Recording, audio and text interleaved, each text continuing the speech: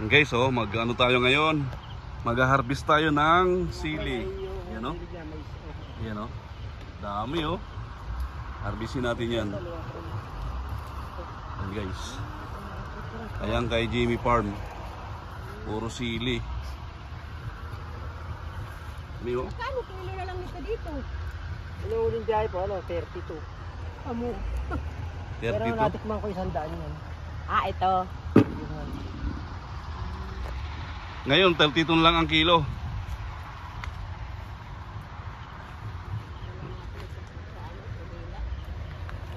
Sili, oh.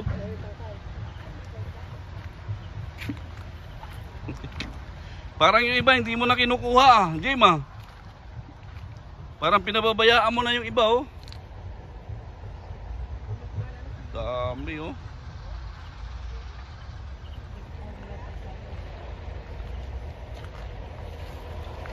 Yan po yung ano, taniman ni Jimmy ng sili. Ay, nasira, oh. Bakan.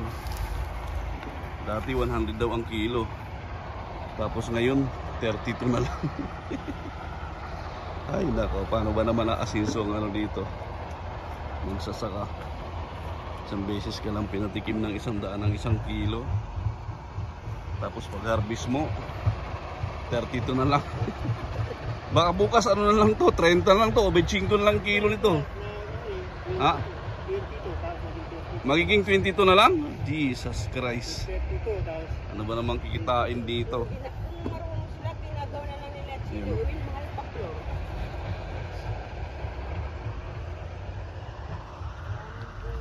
Hindi talaga ako palakain dito. Hindi talaga ako makakain dito ng ano, madami pag ano eh.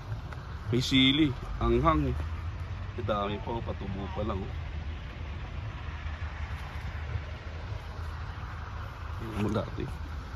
100 ang kilo, tapos ngayon ng isang araw 32. Ngayon 22 na lang. Ano ba yan? Ano ba namang klase yan? Guys, mamuha muna tayo, guys.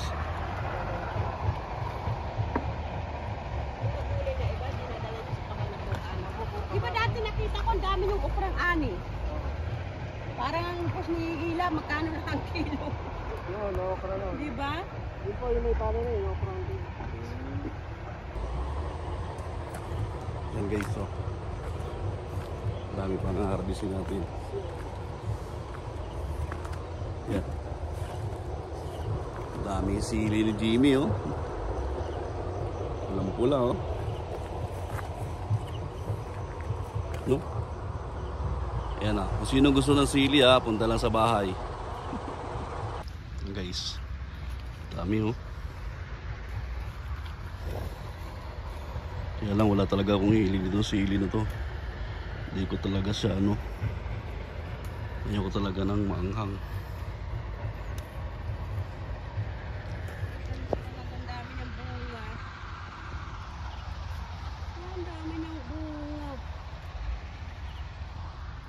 Bulok na yung iba eh. Oh. Oo, nalalaglag na. Siguro kung saging lang to, kanina pa ako nabusog.